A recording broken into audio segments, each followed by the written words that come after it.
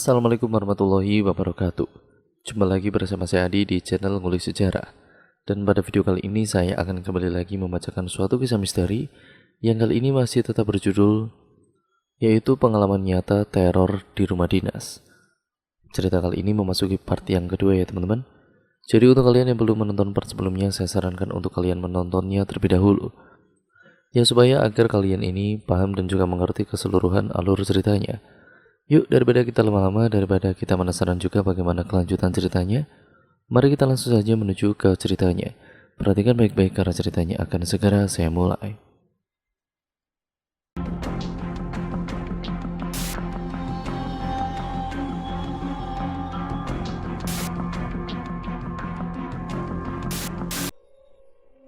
Hari kelima setelah penampakan pertama, hari ini aku bertekad untuk menceritakan kejadian semalam kepada orang tuaku. Namun, tekadku terpaksa harus aku buang jauh-jauh ketika aku mendengarkan sebuah cerita dari anak kelasku. Ketika mereka bercerita mengenai hantu.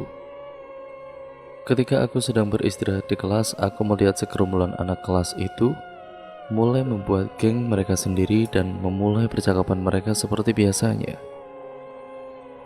Mereka memang sudah biasa membuat geng untuk membicarakan hal-hal yang tidak penting itu, seperti menggosipkan guru-guru tertentu, membicarakan gadis yang mereka suka, atau sekedar membicarakan apa yang mereka tonton semalam.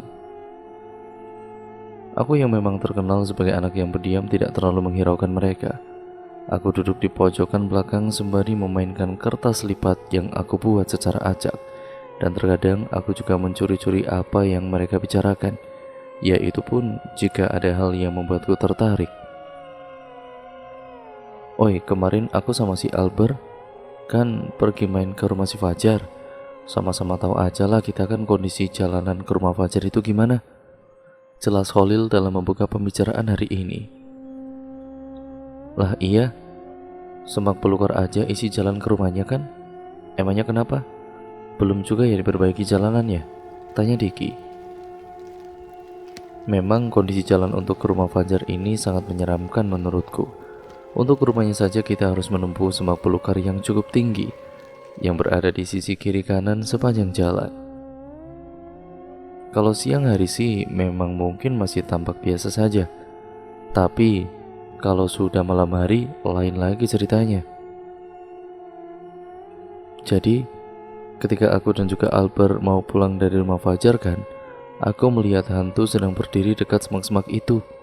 Jelas Khalil dengan wajah seriusnya. Lalu Albert pun yang pada saat itu juga ikut nimbrung mengenai pembicaraan mereka, juga membenarkan apa yang dikatakan oleh Khalil. Iya, ngeri kali, putih semua pakaiannya kayak kuntilanak, sambung Albert. Lalu Ipong pun membantah apa yang dikatakan Khalil dan Albert itu, seakan tidak percaya apa yang mereka katakan. Salah lihat kali kamu, jangan-jangan ibu-ibu yang berpakaian putih yang kamu lihat. Albert pun lalu membantah apa yang dikatakan Ipong. Hah, mana ada ibu-ibu di tepi jalan dekat semak-semak pula malam-malam? Gila ibu-ibu itu berarti. Jelas dia berdiri di situ sambil melihat ke arahku dan si Khalil. Perdebatan demi perdebatan terus mereka lontarkan, seperti tidak ada yang mau kalah di antara mereka bertiga itu. Ada yang percaya mengenai cerita Albert dan juga si Khalil itu, ada pula yang menyangkalnya. Lalu di sela-sela perdebatan mereka, ada satu orang yang bertanya kepada Khalil dan juga si Albert dengan penasarannya. Terus habis itu ada diceritakan gak ke orang tua kalian? Lalu Khalil pun menjawab pertanyaan dari seseorang anak kelas tersebut, seakan dia sudah berpengalaman dalam masalah perhantuan ini. Oh enggak boleh diceritain ke orang lain. Cukup kita sendiri aja yang tahu kalau seandainya kita yang mengalami kejadian itu. Telingaku pun langsung berdiri ketika mendengar ucapan Khalil. Lalu aku pun kemudian berhenti memainkan lipatan kertas dan mencoba untuk fokus mendengarkan apa yang Khalil bicarakan. Soalnya kata kakekku dulu itu kalau ada hantu yang gangguin kalian tidak boleh untuk mengatakannya kepada orang lain. Karena kalau kalian ceritakan kepada orang lain, hantu itu bisa terus gangguin kalian, bahkan bisa mencelakakan kalian dan juga orang yang mendengar cerita itu. Begitulah kira-kira apa yang Holil sampaikan pada waktu itu. Jadi memang benar, seperti dugaanku kemarin, bahwa hantu ini sepertinya memang tidak ingin terlihat ada di mata manusia, dan mereka hanya ingin menampakkan wujudnya pada manusia-manusia tertentu saja. Setelah aku mendengar ucapan Holil itu, aku pun langsung mengurungkan niatku untuk menceritakannya kepada orang tuaku. Ya, aku pun tidak ingin orang lain celaka karena ceritaku ini. Teng, teng, teng. Lonceng untuk pulang sekolah pun berbunyi. Aku pun bergegas untuk pulang ke rumah dengan harapan hantu-hantu itu tidak menggangguku lagi. Tapi sepertinya harapanku itu hanya sia-sia saja. Hantu itu masih saja terus menggangguku, hampir di setiap malam dengan jam yang sama. Suara langkah kaki mereka, bayangan kaki mereka, dan suara-suara aneh yang terdengar dari dapur terus saja menghampiri setiap malam-malamku. Ketakutan dan sikap was-wasku selalu menyelimuti malam-malamku ini. Sungguh tidak tenang rasanya berada di sini. Hingga keesokan harinya aku pun bertanya kepada Holil secara pribadi di kelasku ketika sedang beristirahat. "Lil, ada waktu nggak?" tanyaku sembari menghimbaunya untuk duduk di pojokan belakang. "Kenapa, Val? Tumben manggil?" Lalu aku pun langsung to the point saja kepada Holil dengan menceritakan semua apa yang aku alami selama aku tinggal di rumah dinas itu. "Wah, berat masalahnya nih, Val. Tapi sebenarnya ini bukan salah kamu sih, tapi salah sepupu kamu itu," ucap Holil sambil mengkerutkan keningnya. "Lalu bagaimana solusinya, Lil?" tanyaku dengan harapan Holil dapat menemukan solusi dari permasalahanku ini. Holil merupakan teman kelasku yang cukup aneh menurutku. Karena pada suatu waktu secara tidak sengaja aku pernah melihat dia sedang berbicara sendiri. Namun walau begitu dia cukup baik terhadap orang-orang yang ada di sekitarnya. Namun sayangnya dia sering absen dalam pelajaran sekolah karena penyakit yang dideritanya. Dia memiliki penyakit yang membuat daya tahan tubuhnya menjadi lemah. Jadi terkadang penyakit sangat mudah untuk masuk ke dalam tubuhnya. Ya, mau gak mau, kamu harus cari tahu sumbernya ada di mana, Val. Jelasnya lagi. "Hah? Sumber? Sumber apa?" "Sumber air sudah dekat." Aku pun sedikit melontarkan lelucon kepadanya, karena aku tidak ingin suasana terlalu tegang apalagi dalam memecahkan masalahku ini. Aku tidak ingin dia sampai kepikiran, karena bisa-bisa tubuhnya menjadi drop lagi kan. Bisa-bisanya kamu bercanda dengan kejadian yang udah seperti ini, Val. Jadi gini, Val, sebenarnya sifat hantu sama sifat manusia itu jauh berbeda. Manusia kalau kita diamin, dia bakal diam kan? Tapi sebaliknya, kalau manusia kita ganggu pasti dia bakal balik ganggu kita. Apalagi kalau manusianya temperamen, bisa-bisa ngajak berantem kita kan? Jelas, Holil. Aku pun kemudian menganggukkan kepalaku. Nah, sekarang posisinya hantu itu tingkat emosinya lebih tinggi dari manusia, Val. Emang sih, secara nggak langsung bukan manusia yang gangguin mereka, melainkan abang sepupu kamu yang memancing mereka itu. Tapi kenapa dampaknya ke kamu? Karena kamu juga ada di tempat itu pada waktu itu, apalagi sampai-sampai kamu melihat cukup lama pohon itu kan? Aku pun membantah ucapan Holil. "Nggak adil lah, Lil. Aku kan walau ada di tempat itu tapi kan nggak ikut-ikutan loh." Holil pun menjelaskannya kembali dengan sabarnya. "Ya, aku tahu kamu itu nggak ikut-ikutan, Val. Tapi posisinya kamu itu ada di sana. Sama halnya dengan guru.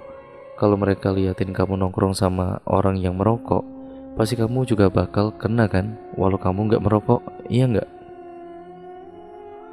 Aku pun cukup paham apa yang Holil jelaskan kepada aku. Tapi kenapa ya, Lil? Ketika sepupuku ada di rumah itu, mereka tidak menampakkan dirinya. Tapi anehnya, tepat sehari setelah sepupuku pergi, mereka langsung muncul. Itu kan gak adil. Lalu Holil pun kembali menjelaskannya kepadaku. Kata kakekku dulu, hantu itu juga milih-milih untuk menampakkan dirinya kepada orang. jadi hanya kepada orang-orang tertentu saja. Karena hantu itu juga melihat tingkat spiritual dan pancaran aura dari orang itu, Val. Dan hantu pun banyak jenisnya, Val. Ada hantu yang cuma ingin nakut-nakutin aja, tapi ada juga hantu yang benar-benar bisa mencelakai kita. Contohnya hantu yang aku temui kemarin, Val. Dia cuma ingin menampakkan dirinya saja, tidak lebih. Ya karena dia melihat tingkat spiritualku, karena aku bisa merasakan kehadiran mereka lebih tinggi dari orang-orang biasa. Aku pun sedikit bingung dengan apa yang Holil jelaskan. Tingkat spiritual, apa itu? Aku sama sekali tidak mengerti sedikit pun. Singkatnya, tingkat spiritual itu adalah tingkat kepekaan kita terhadap sesuatu, Val. Mungkin kita diibaratkan seperti itu. Lalu Holil menambahkan penjelasannya kembali. Dan lagi, jika pancaran aura orang tersebut banyak jahatnya, hantu yang datang untuk menampakkan diri kepadanya bisa-bisa mencelakai dia, Val. Jadi hantu itu menampakkan dirinya kepada orang-orang tertentu saja. Kalau tingkat spiritualmu rendah, tapi pancaran auramu jahat, maka hantu itu bisa menampakkan dirinya dan bisa mencelakai kamu. Tapi kalau pancaran auramu itu biasa-biasa saja, ya paling cuma ditakut-takutin aja, Val. Aku pun sudah mulai paham mengenai apa yang Holil sampaikan. Tapi aku masih belum mendapatkan jawaban dari Holil mengenai kenapa ketika Bang Ewo masih ada di rumah itu, mereka tidak menampakkan dirinya. Tapi Lil, aku masih belum mengerti kenapa ketika sepupuku itu masih ada di rumah itu, mereka kok tidak menampakkan dirinya. Holil pun menjawab dengan detailnya. Sepupumu katanya kan Step kan, kata kakekku dulu. Orang yang sakit seperti itu biasanya tingkat kepekaannya di atas rata-rata orang normal. Apalagi sifat sepupumu itu juga agak nyeleneh kan, gak takut sedikit pun sama hantu. Bisa jadi hantu itu sudah ada di sana, tapi dia menahan dirinya untuk tidak menakut-nakutimu. Ya karena ya itu ibaratnya sepupumu itu layaknya seorang pawang, Val. Setelah mendengar penjelasan dari Holil, aku pun sudah mulai mengerti sedikit demi sedikit mengenai dunia perhantuan ini. Dari mengapa hantu itu hanya bisa orang-orang tertentu saja yang mereka ganggu, hingga sifat-sifat serta juga jenis hantu itu sendiri. Dan aku pun berharap hantu yang ada di rumahku saat ini bukanlah hantu yang mencelakaiku maupun keluargaku. Bulan demi bulan telah aku lewati, dan hantu-hantu itu tetap saja terus menggangguku. Tidak terasa saat itu sudah memasuki tahun kedua aku menempati rumah dinas ini. Memang sampai saat ini hantu-hantu yang menggangguku itu hanya sekedar menakut-nakutiku saja. Tidak ada hal-hal yang membahayakanku sejauh ini, kecuali psikisku yang mulai terganggu karenanya. Mungkin aku sudah mulai lelah untuk terus diganggu oleh hantu-hantu itu. Sepintas teringat aku akan ucapan Holil dulu. Kalau kamu mau hantu-hantu itu tidak mengganggumu lagi, carilah sumbernya. Mengapa hantu-hantu itu terus mengganggumu? Bukannya aku tidak ingin mencari sumbernya selama beberapa bulan belakangan ini. Hanya saja aku terlalu takut dan terlalu kecil untuk itu. Aku tidak bisa membayangkan untuk pergi ke pintu yang telah terbuka dari kuncinya itu. Bagaimana jika saat aku ke sana tiba-tiba pintu itu terkunci, lalu aku dijadikan makanan oleh para hantu itu? Itu sungguh sangat menyeramkan. Lebih baik, ya aku ditakut-takuti oleh hantu-hantu itu ketimbang harus jadi makanan malam mereka. Paling tidak mereka tidak mencelakaiku, pikirku saat itu. Tapi sepertinya aku salah menduga dalam menilai mereka. Hantu-hantu itu tidak sebaik yang aku harapkan. Karena sekali hantu tetaplah hantu, bukan? Aku sangat ingat sekali akan kejadian itu. Tepat pada malam Jumat, kurang lebih pada jam 8 malam, aku dan juga keluargaku sedang berkumpul di ruang keluarga yang untuk sekedar berbincang-bincang sembari menonton film action yang ada di salah satu channel TV swasta. Kondisi ruang keluarga pada saat itu merupakan ruangan yang paling terang daripada ruangan lainnya. Karena untuk ruang dapur dan juga ruang tamu, cahaya lampu itu sudah kami matikan sebelumnya. Sedangkan Pintu rumah kami yang terletak di ruang tamu masih kami biarkan terbuka sedikit. Lokasi, ruang keluarga, dan juga ruang tamu itu tidaklah jauh. Jaraknya hanya sekitar 10 langkah kakiku saja. Pintu rumah itu memang biasanya kami buka sedikit. Ya mungkin karena kami sudah terbiasa membuka pintu rumah itu seperti rumah lama yang kami tinggali. Tapi akan kami tutup kembali jika angka jarum jam sudah menunjukkan pada angka 9. Ya, berkumpul bersama-sama di ruang keluarga memang sedikit mencairkan suasana yang sepi di rumah ini. Sesekali tawa dan juga canda menghiasi ruang keluarga ini, dan sesekali kami pun terpaku akan film yang kami tonton pada waktu itu. Sungguh momen yang tidak akan pernah aku lupakan. Jarum jam pun sudah menunjukkan angka 9, dan ini waktunya untuk mengunci pintu utama yang berada di ruang tamu. "Bang, tolong kuncikan pintunya," pinta papaku. Biasanya papakulah yang selalu mengunci pintu rumah itu. Mungkin karena film kali ini cukup seru sehingga berat untuk papaku meninggalkan sofa itu walau sebentar. Jadi terpaksa aku yang harus mengambil alih untuk mengunci pintu rumah itu. "Iya pak," sahutku dengan malasnya. Dengan jalan yang lumayan cepat, aku pun kemudian bergegas ke arah ruang tamu yang cukup gelap untuk mengunci pintu itu. Tap, tap, tap. Ketika aku tetap berdiri di depan pintu itu, pada langkah kakiku yang terakhir, tiba-tiba aku mendengar suara krauk, tepat berada di bawah kakiku. Aku pun langsung berteriak kesakitan dan seketika aku pun terduduk. "Kaki, sakit, ah."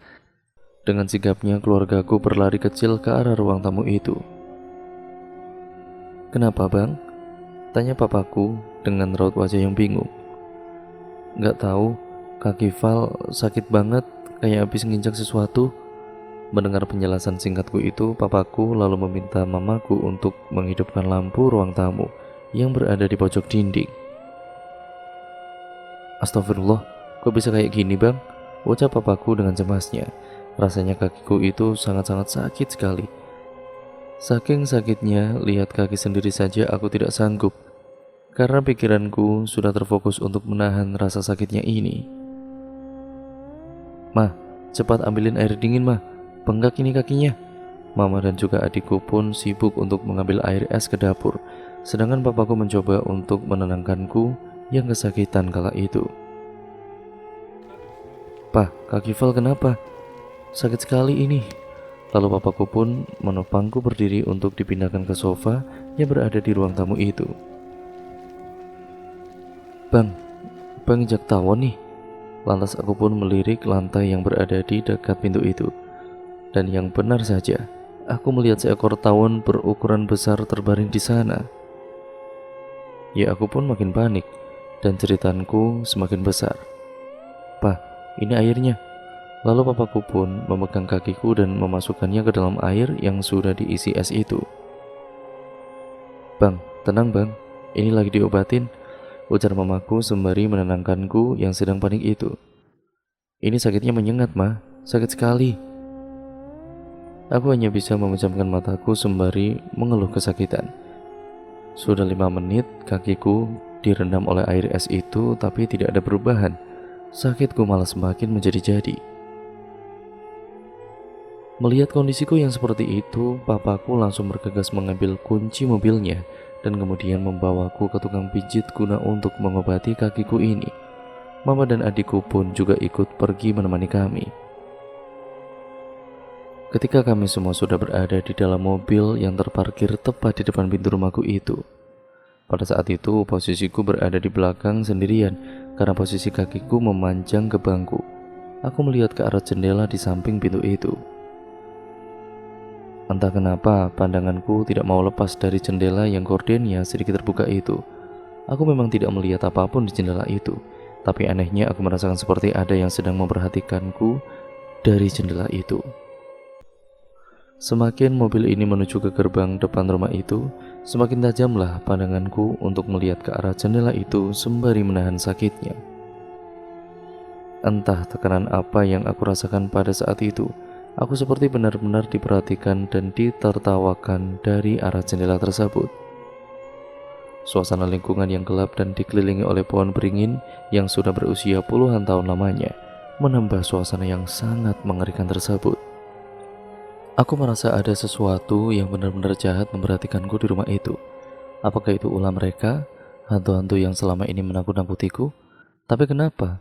Kata Holil saja mereka hanya menakut-nakutiku saja dan tidak akan sampai mencelakaiku. Ataukah mereka marah kepadaku karena aku sudah mulai terbiasa dengan kehadiran mereka pada malam-malam itu? Atau sejatinya mereka memanglah hantu yang jahat yang menunggu waktu untuk bisa mencelakaiku ini? Malam itu aku pun dibawa oleh keluargaku ke tempat tukang pijat yang tempatnya tidak jauh berada di belakang gang sekolahku. Sesampainya di sana, aku pun kemudian menunggu antrian giliranku.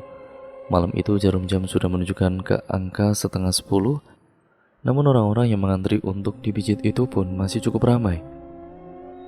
Aku pun duduk bersama orang-orang yang mengantri itu sembari menahan rasa sakit yang tidak tertahankan ini.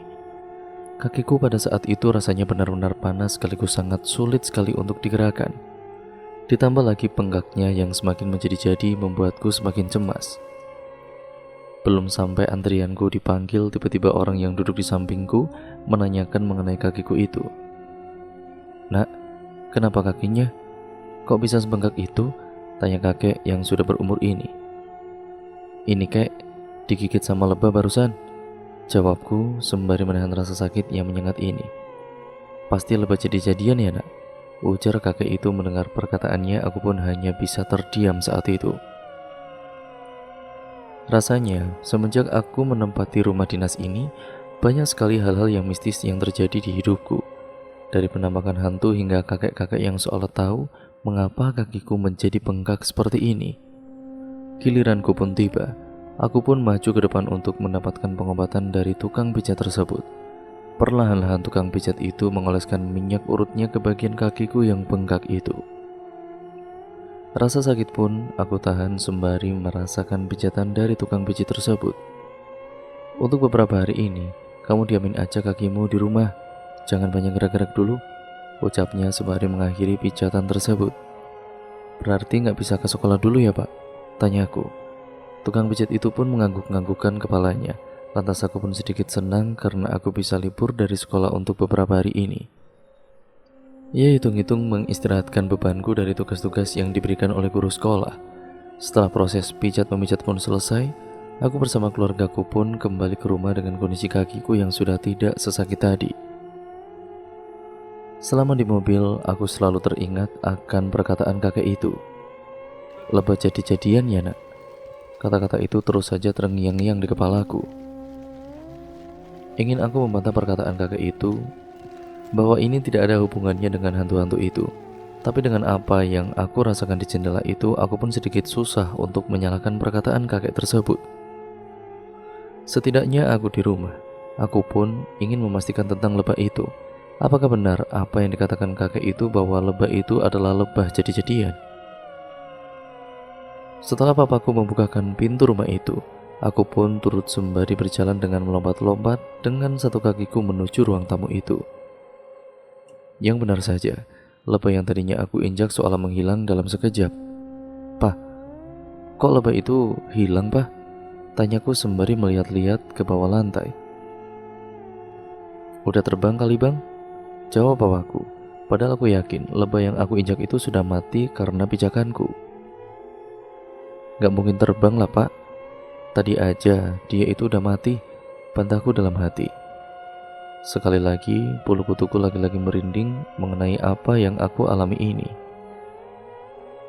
Jikalau itu memang benar adalah lebah jadi-jadian, berarti memang hantu-hantu itulah yang mengirimnya, bukan? Kalau tidak, siapa lagi selain mereka? Atau mereka yang selalu menjahili diriku? Malam itu, aku pun mengesampingkan sejenak pikiran-pikiran gilaku tersebut dan lebih memperhatikan mengenai kondisi kakiku yang lumayan sakit ini. Hari-hari liburku yang baru aku jalankan selama 3 hari itu, aku isi dengan tidur-tiduran seharian di rumah ini. Selesai aku memainkan PlayStation kesukaanku hingga aku pun tidak menyadari bahwa hari sudah mulai siang. Aku kemudian mendengar suara dari perutku yang menandakan bahwa sepertinya perutku sudah mulai lapar. Aku pun berjalan dengan terbata-bata menuju dapur dan melihat mamaku yang sedang memasak. "Tunggu sebentar ya, sambalnya sedang dimasak, Bang," ucap mamaku. Sekiranya mamaku sudah tahu bahwa perutku ini sudah meronta-ronta untuk meminta makanannya. Aku pun duduk di ruang makan yang jaraknya hanya beberapa langkah dengan ruang dapur tersebut, sembari menikmati aroma ikan goreng yang sedang dimasak oleh mamaku itu.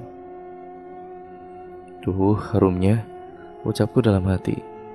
Ketika sedang asik-asiknya aku menikmati aroma khas itu, tiba-tiba pandanganku kembali tertuju kepada pintu yang sudah tidak terkunci tersebut. Entah angin apa yang membawaku pada saat itu. Tiba-tiba badanku rasanya ingin sekali mendekati pintu itu. Dengan jalanku yang agak pincang, aku pun perlahan mendekati pintu yang berada pada ruang dapur bagian belakang tersebut. Pada saat itu, setengah pikiranku kosong dan hanya mengikuti kehendak tubuhku saja yang ingin berjalan ke sana. Sisi gelap ruangan dapur belakang ini ku telusuri perlahan menuju ke pintu itu. Ketika aku telah benar-benar berada di depan pintu itu, aku pun berhenti sejenak, sembari menyandarkan setengah pikiranku yang kosong ini. Sekilas aku lihat sisi pintu ini dari bawah hingga ke atas. Aku berpikir keras pada waktu itu, apa yang aneh dengan pintu ini ya? Tanyaku dalam hati. Tiba-tiba, tok tok tok. Aku pun dikejutkan dengan suara bunyi pintu yang diketuk dengan pelan namun cepat tersebut. Tanpa pikir panjang, aku pun langsung berlari ke arah dapur depan dan tanpa aku sadari, aku pun melupakan mengenai kakiku yang pincang pada saat itu. "Bang, makanannya udah siap nih, makanlah lagi," suruh mamaku yang melihatku ini berlari dari arah dapur belakang. "Ah iya mah," jawabku dengan napas yang terengah-engah sambil menyembunyikan ketakutan itu. Aku tidak ingin mamaku tahu mengenai apa yang aku alami sebentar ini, karena itu hanya bisa mencelakakan dirinya nanti, sebagaimana apa yang dikatakan oleh Holil pada waktu itu. Aku pun kemudian mengambil nasi dan sambal lalu kemudian bergegas menuju ke kamarku. Tadi itu siapa yang mengetuk?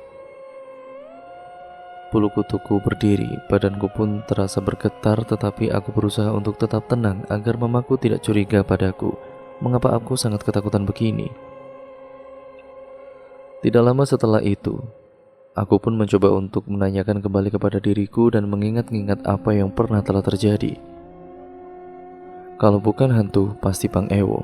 Hanya dua pilihan itu saja, gumamku. Tapi kalau itu memang Bang Ewo, kenapa dia di sini lagi? Apa belum kapok ya? Kena marah papa waktu itu, pikirku lagi. Masih ada kemungkinan bahwa Bang Ewo lah yang mengetuk pintu itu guna untuk menakut-nakutiku, karena selama ini Bang Ewo memang terkenal suka menjahiliku. Tapi aku pun tidak ingin terlalu menuduh Bang Ewo lah pelakunya, sebelum aku benar-benar melihatnya dengan mataku sendiri. Besok aku harus sekolah dan menanyakan hal ini kepada Khalil, pungkasku dalam hati. Siang pun berlalu. Malam ini merupakan malam Jumat yang mana sebagian orang mempercayai bahwa hantu-hantu banyak yang keluar pada malam ini. Namun tidak dengan hantu di rumah ini. Setelah sekian lama hantu-hantu ini menakut-nakutiku dengan suara-suara yang mereka buat pada malam-malam biasanya, hantu itu selalu tidak menampakkan dirinya ketika malam Jumat telah datang. Apa mereka ini benar-benar hantu ya? Tapi kok rasanya berbeda dengan hantu-hantu yang dibicarakan kebanyakan orang? Tapi aku sungguh beruntung karena aku tahu mereka tidak akan muncul pada malam ini. Setidaknya aku bisa tidur terlelap dengan tenang. Walau begitu, aku tetap masih penasaran dengan ketukan tadi siang itu. Dan alhasil, itu membuatku menjadi kepikiran hingga larut malam. Besoknya aku pun memutuskan untuk pergi sekolah, walau orang tuaku menyuruhku untuk beristirahat di rumah. Tetapi rasa penasaranku lebih besar daripada egoku untuk tetap mengambil tidur. Sesampainya di sekolah, aku pun langsung berjalan menuju ke kelas dengan cepatnya, sembari melihat ke arah kanan dan ke kiri. Mana Holil? Belum datang ya kayaknya, tanyaku dalam hati. Melihat Holil yang ternyata belum datang, aku pun mengambil posisi dudukku sembari menunggu kedatangan Holil tersebut. Menit demi menit pun berlalu sampai bel sekolah pun berbunyi, yang bertanda bahwa mata pelajaran pertama akan segera dimulai. Lah, gak biasanya Holil terlambat seperti ini, risauku kala itu.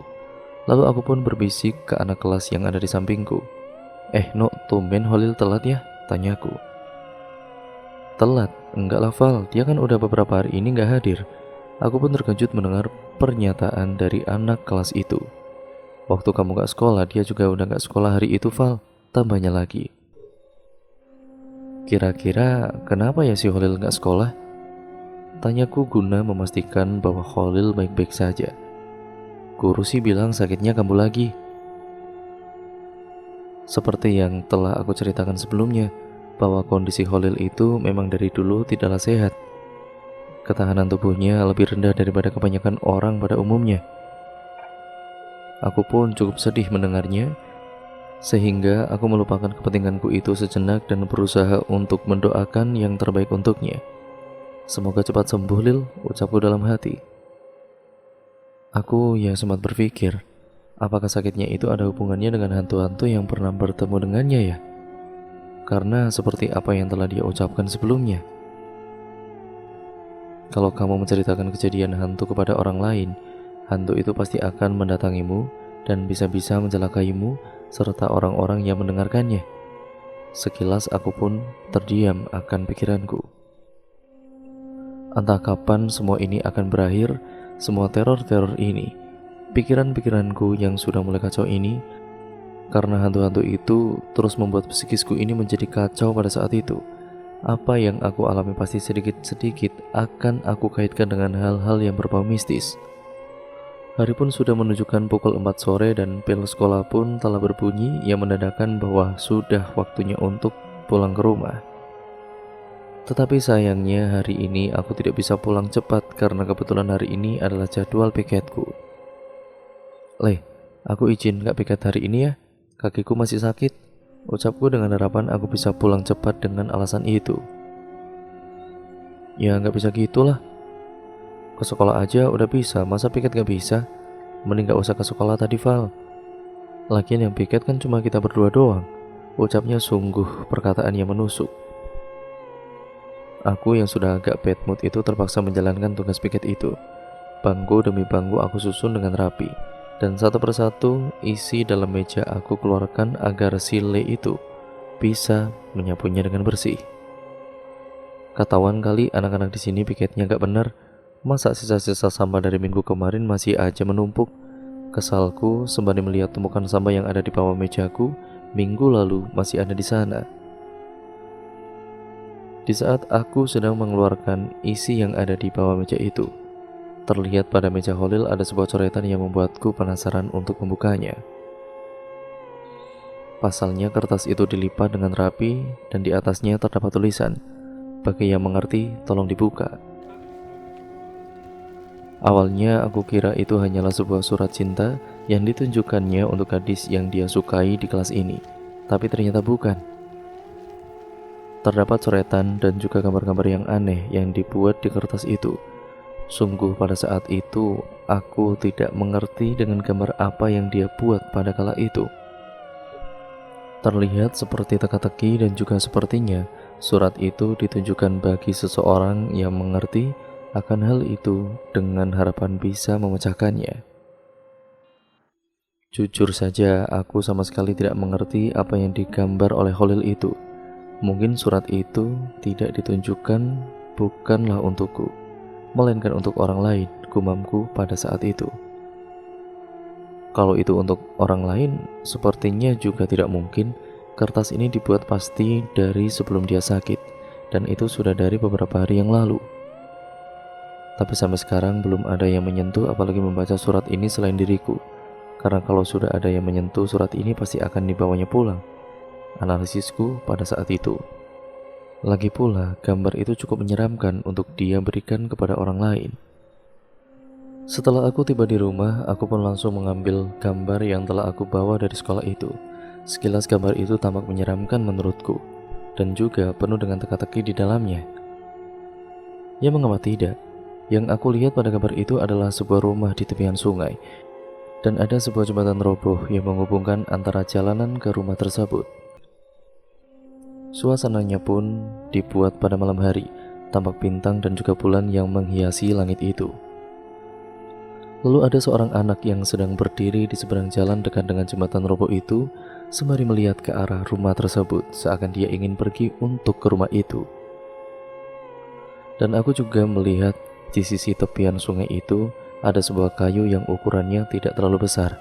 Aku memikirkan dengan keras apa yang sedang Holil beritahukan kepadaku.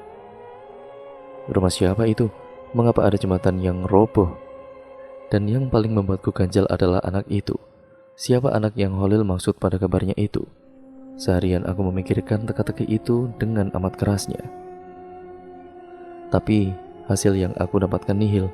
Tidak ada satupun di antara teka-teki itu terjawab olehku. Aku pun sempat putus asa dibuatnya. Dan yang jauh lebih penting lagi adalah bagaimana dengan keadaan Holil di sana. Apakah dia baik-baik saja atau sedang dalam bahaya? Dan di mana dia sekarang? Risauku pada saat itu. Tak kusangka, hari yang senja sudah berubah menjadi gelap gulita dan terdengar mamaku yang memanggilku untuk mengajakku makan malam. Aku pun memutuskan untuk menjawab panggilan itu dan mengesampingkan teka-teki yang membuat kepalaku pusing 7 keliling ini. Lagi pula perutku juga sudah sangat lapar karenanya. Setelah makan malam selesai aku santap, aku pun kembali ke kamarku untuk menyelesaikan teka-teki ini. Hingga jarum jam telah menunjukkan angka 10. Aku menyerah, gumamku pada saat itu. Benar-benar teka-teki yang sulit bagiku. Apa yang sebenarnya ingin Holil beritahukan kepada aku ya? Dan mengapa harus teka-teki seperti ini?